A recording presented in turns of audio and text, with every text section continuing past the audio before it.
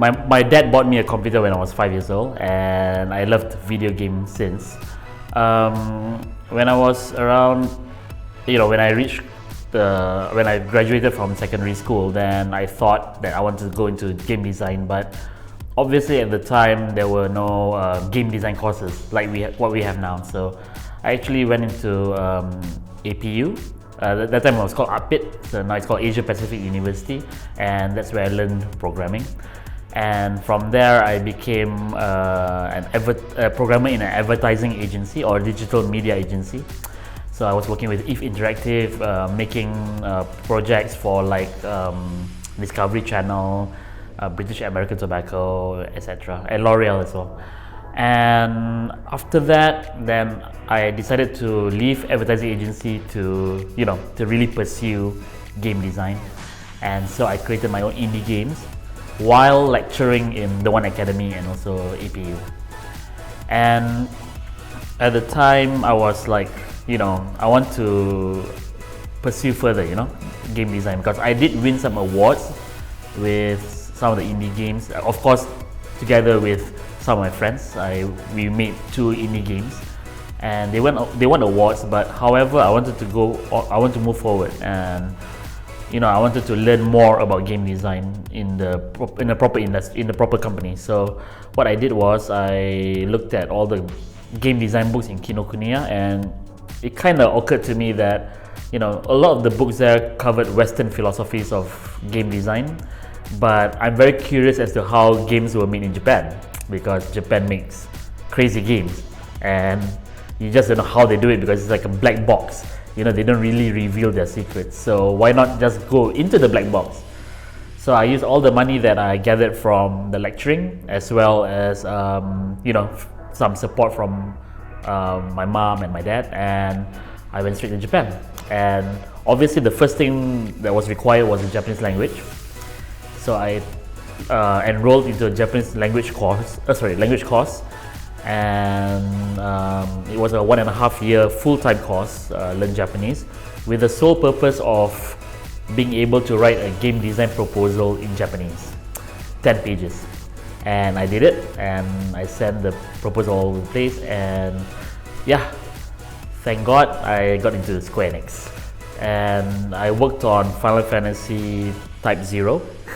I also worked slightly on Lightning Returns and Final Fantasy 15. And then after 7 years of being in Square-Enix, I decided to come back to Malaysia and make my own company called Metronomik. And yeah, Metronomik is now based in Bangsar South, and we have 15 people, including full-time employees and freelancers as well, and we're making a game. I mean, it's really an honor to work to work in Square-Enix. I've worked there for 7 years, but the whole entire 7 years, I felt it was so surreal. I just couldn't get used to it. It was so surreal working beside, the art director of Final Fantasy X. I worked with the director of Final Fantasy 7 as well, 8 as well. I worked with Nomura-san as well.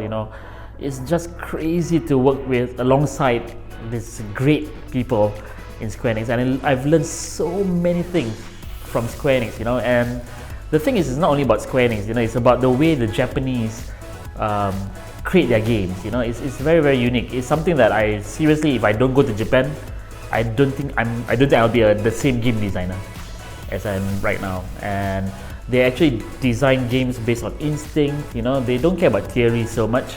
They care about what happens on the screen. The user experience and all that. And so it was an honor for me to be a part of a very big project like Final Fantasy 15.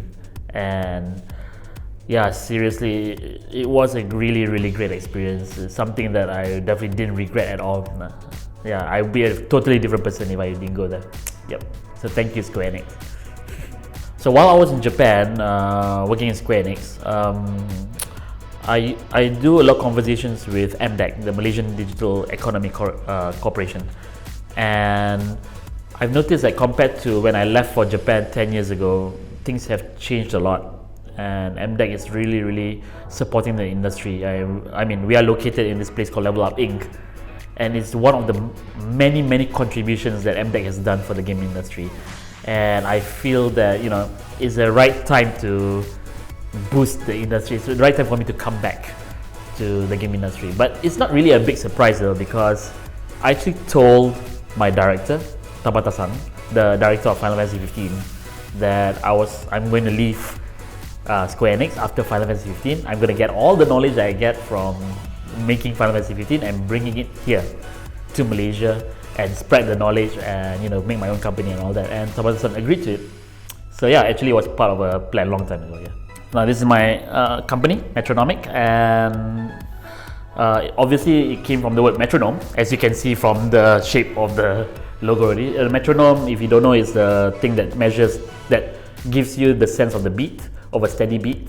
So you want a certain beat, and then you can use that beat to play the piano to ensure that you don't go off beat.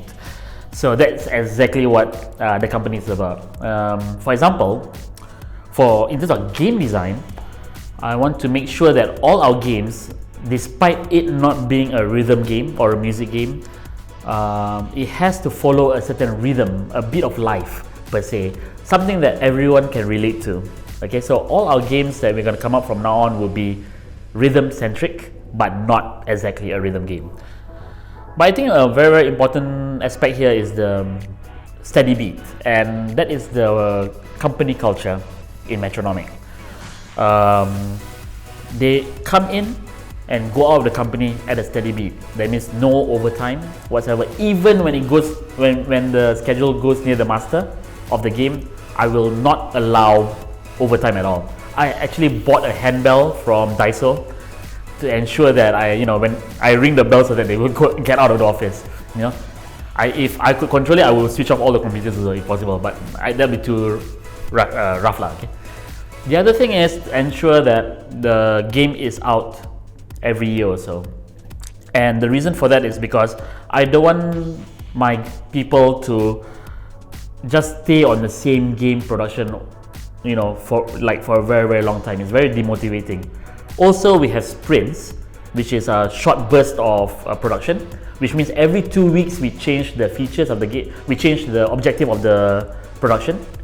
So every 2 weeks they come up with new deliverables, and then they are on their toes again, and then they come up with another deliverable for a different feature. So every 2 weeks, they're very, very active and very high energy. So which is why I choose Metronome. And the IK is to make it more Malaysian, to make it an adjective first of all, but to make it more Malaysian, or maybe some Russians would mistake it for their own slang. But yeah, I was planning to make it more adjective. So all our games, our team are Metronomic. Yep. The other thing I want to talk about is the heart, right? I feel that Metronomic is, I feel that I come to Malaysia, I came back to Malaysia for a reason. It's not only just to make an original IP and that's it. I think making an original IP is good, but that is just the first step. This guy just came back from Square-Enix, just created Final Fantasy 15. Can he really make a game on his own with his own team? So that's only just the first step. But the bigger picture for me is that, first of all, I want to tell everyone that that culture is important, and I would like everyone to put in their own culture into their game design and all their development whatsoever. Second thing is I would like to nurture the game industry in Malaysia, hence the plant with the heart, right? I want to ensure that my knowledge is spread across, and then I would like to share knowledge as well with students, developers alike, so to ensure that not only Metronomic grows, but the whole game industry of Malaysia together with MDEC grows. We all grow together to ensure that when next time when you go to the US or when you go to Japan or you go to Europe, when you ask them do you know any Malaysian IPs, then they know how to answer the question, right? Metronomic office, yeah, it's really, really cool, man. I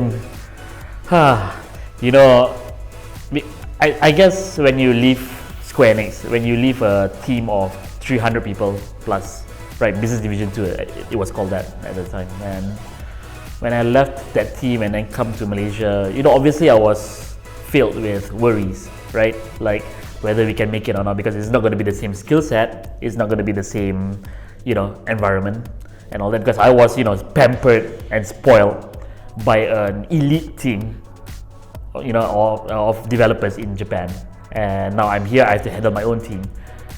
But I am constantly surprised by their contributions every day. It's really, really amazing what my team has done so far.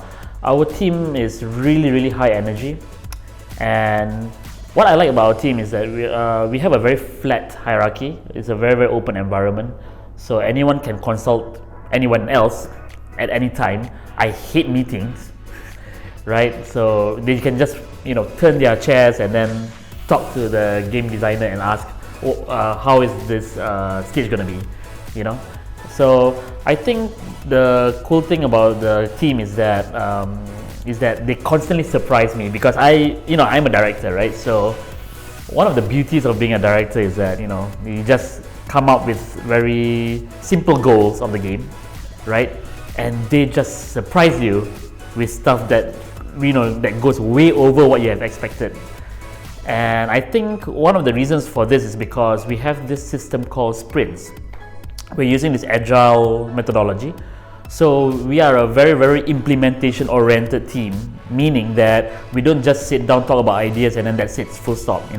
Every 2 weeks we come up with deliverables, tangible deliverables that you can actually see, either printed on paper or on Slack, which is the tool that we use for our communications, or even on Unreal, the actual game. So every 2 weeks we review all these deliverables, and then they keep on giving feedback constantly, and then we are very highly motivated to come up with new deliverables, new ways to surprise the team.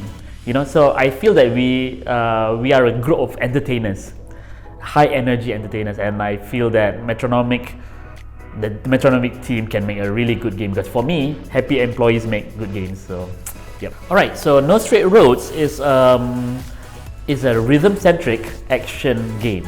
Rhythm-centric meaning it's not really a rhythm game. I feel that I love rhythm games. Okay, I really, really love rhythm games. I've played rhythm games since Big Mania 1. I went to Sungai Wang like once every week, played Danza's Revolution, Drum Mania, Easy to DJ and all this, and I feel that I want to bring that love for music games to a wider audience.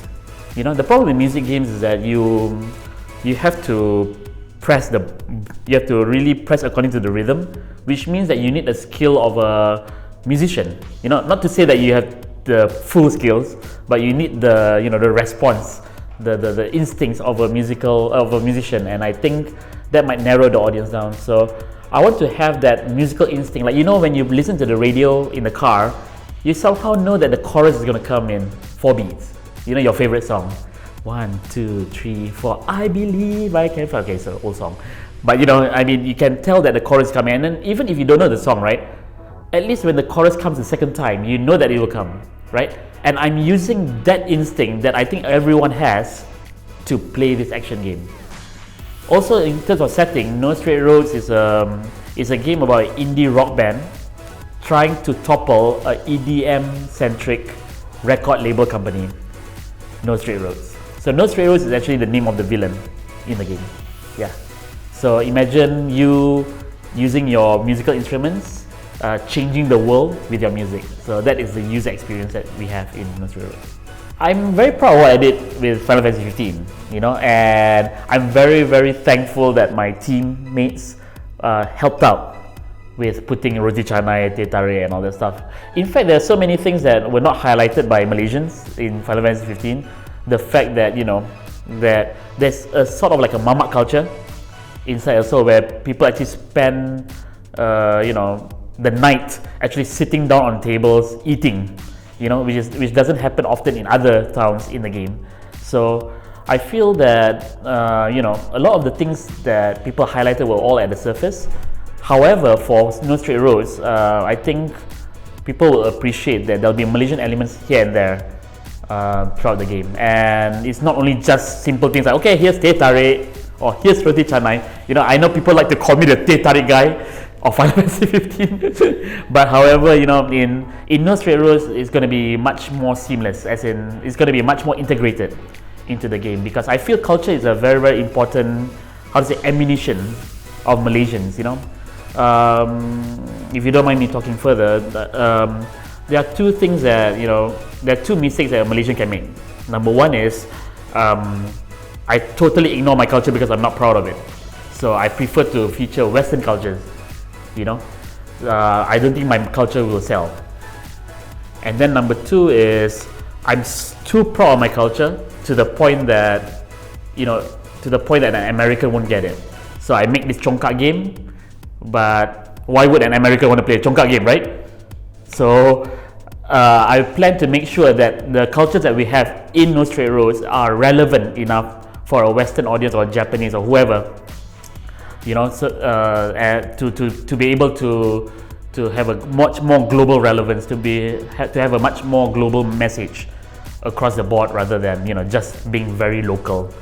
And so to answer that question, there are a few things that we're doing. I can't mention everything. Number one is obviously I'm aiming for the Michelle Yeoh Star Trek approach. I'm going for that Michelle Yeoh Star Trek approach, which is having the characters having a bit of a Malaysian accent, but no lah and all this, like, you know, no slangs. Okay, so just Malaysian accent. There will be a musical culture in the game that is based on Malaysia also, but I won't mention anymore until the game is released, so look forward to that. For now, you see, it's a chicken and egg scenario, you know. So let's say, for example, I just bring a piece of paper, like a plan, and here you go, do you want to publish my game? I don't think any publishers want to publish a game. As much as, you know, I am one of the lead game designers of Final Fantasy 15 or whatever, you know, but still, I need to prove to everyone that the game is fun. So the idea is that I want to, how to say, we are doing a prototype right now, and the prototype will be ready by end of the month or maybe middle of next month.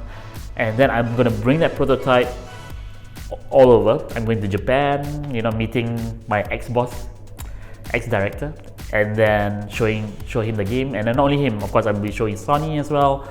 I'll be showing a bunch of people, and then maybe we can find a publisher. Yeah, so publishers wise, we still don't have a publisher yet, but we'll figure out, no worry.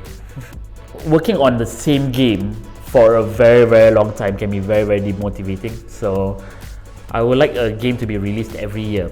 Some people say it's impossible, but I feel that, you know, that if the game cannot be made in a year or maybe every 1.5 years or so, it's because that the director puts too much stuff into the game, right? So I'm going a bit for something similar to Assassin's Creed, in a way that I want to release a game every year.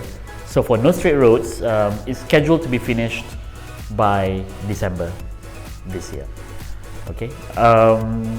However, obviously, I cannot guarantee that the release of the game is on December this year, because obviously, if I were to release it in December, then it's going to be what we call marketing suicide, because I'll be releasing it together with a lot of other AAA titles. So I will, once we get a publisher, then I will confirm the release date. However, the game itself, the production, is scheduled to be finished by this December. We need a rigger. Where are you guys? Yes, we need a 3D rigger. I also need a VFX artist. So because this game is following music culture in every single element of the game. You know, gameplay, aesthetics as well. So it'd be nice to have a VFX artist that also does a lot of those, you know, VJ graphics per se. Yeah. Even if not, then at least we can have a technical VFX guy, and then or lady, person, and have our artist to do the VFX, and then you just have to implement it. Apart from that, yeah, I would love to have some 3D modelers and animators if possible, but that one is optional lah. But the biggest thing for me right now is rigger and VFX artist. Yep. Yeah, I think definitely. I mean, I'm not saying that everyone should do outsourcing, but I think outsourcing is a very, very good means of, you know, money, of course, and then knowledge, right? However, I think that the end goal of Malaysians should be to create their own original IP, because I think we're still lacking, you know, original IPs in Malaysia. We should churn out much more. We have already gone past the stage where we just do outsourcing for outsourcing's sake, right? We should really. I think you know. I think a lot of the big companies right now, when they do outsourcing, they have this dream of making an original IP, which I think is very, very good. So yeah. Whatever it is, I think we should have variations of, you know, of game companies. You know, we shouldn't have everyone do outsourcing, obviously. So as for me also, I'm planning not to do outsourcing at all, just do an original IP. And I think that, not every company should just do that. Having outsourcing is very good because we can bring foreign talents here as well as foreign knowledge. So yep, I think outsourcing is a good approach. Yes. I know that mobile games are very profitable, but I feel that they are not profitable because they're mobile. I feel that it's because the game and the business model fits the mobile market. It's because some games, the business model just doesn't fit with that kind of gameplay. And it depends on the objective of the direction of the company as well. And I feel that going to the mobile industry is easier said than done, because for me, this is just my opinion, but it has a very beautiful entrance, right? But once you go into the entrance, then you see a lot of thorns and a lot of chasms and all that stuff, because seriously, it's a very, very saturated market. So what I feel that people should do is really look at the user experience of the game and see whether it fits well with the mobile genre first. Because if you are planning to go for the mobile genre, then you're in for a lot of competition. Because imagine, I don't know what is the count now for iTunes Store, iTunes Store or the Android Google Store, Play Store. There are many, many games out there, Why would the user choose yours, right? So that's something to consider when you want to enter the mobile market. But however, mobile market is very attractive because, I guess the budget is much cheaper. And now a lot of colleges and universities, they actually teach you how to use Unity and all this stuff. So yeah, I think it's easier to gain knowledge on how to make mobile games. But again, be careful of what you're going into, because you're no longer just making a game, you have to sell that game as well. I think indie developers have the creative freedom, have much more creative freedom, right? Because you're working with a smaller set, you can direct more things, and I feel that indie developers should utilize that opportunity. I feel that again, as I said before, I think culture is a very huge ammunition of a Malaysian. Especially if you're an indie developer, don't expect yourself to be the top in tech in the world, and I think culture is something that we have to use for our game. And again, like I said, we have to make sure that the local culture is utilized wisely so that it achieves global relevance. So don't shy away from your culture, but at the same time, don't overestimate your culture, because an American, a Japanese or a British, would they play your Chongkak game? That depends on how your Chongkak game is designed. There's so many ways to twist and turn cultures but still maintain the heart of the culture. I mean, we have gassing, right? We have gassing, but we didn't market our culture well. Look who won. Beyblade won, right? So the Japanese actually won that culture race, and I feel that we should join that race as well and make sure that Malaysians push their IP out there.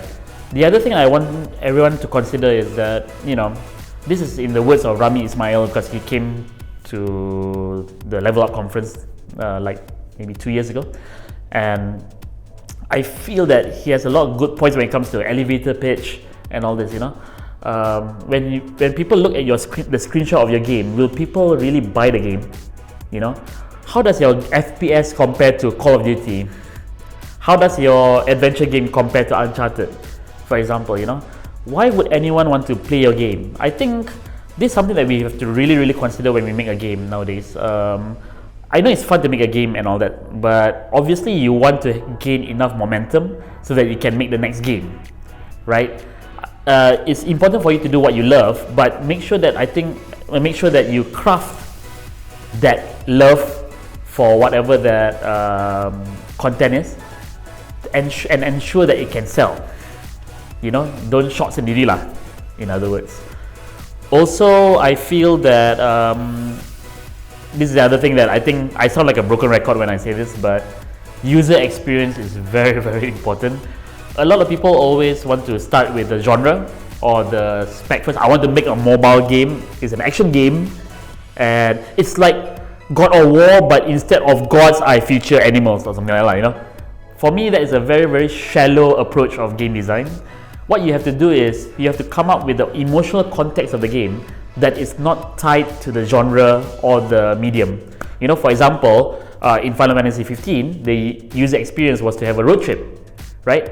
I feel that Final Fantasy 15, yes, some fans might disagree with Final Fantasy with what I'm going to say, but Final Fantasy 15 has achieved a much more global relevance than before because it has a very simple user experience that everyone can, relate to.